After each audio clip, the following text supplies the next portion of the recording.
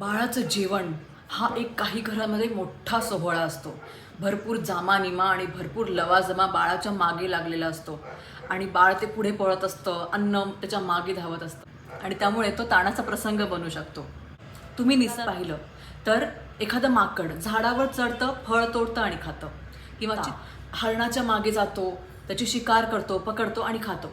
पण उलटं पाहिलंय की एक म्हशींचा कळप सिंहाच्या मागे लागलाय. आता म्हशी जरी सिंहाचं अन्न असेल तरी पण सिंहाला किती भीती वाटेल जर का ते एवढं धूड अन्नाचं त्याच्या मागे लागलंय. असं काहीसं होतं की बाळाच्या मागे जेव्हा आपण अन्न घेऊन धावतो तेव्हा बाळाला ते नकोसं वाटतं. बाळाला वाटतं की अरे बापरे, भीतीदायक काहीतरी आहे, मला नको असताना माझ्यावर काहीतरी जबरदस्ती होते आहे.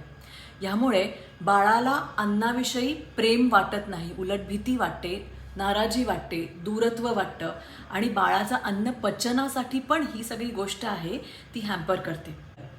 नैसर्गिक पद्धत कोणती जेवणाची की जेवण एका जागेवर सगळे अख्खा परिवार त्या जागी बसलाय अशा ठिकाणी बाळाला घेऊन यावं आणि बाळाला हवं तेवढा तो जेवेल. आणि बाळ जेव्हा म्हणेल माझं पोट भरलं बास, तेव्हा बाळाला जेवण देणं थांबवावं. ह्यामुळे असं होतं की बाळाचं जेवणाविषयी एक चांगलं नातं निर्माण होतं.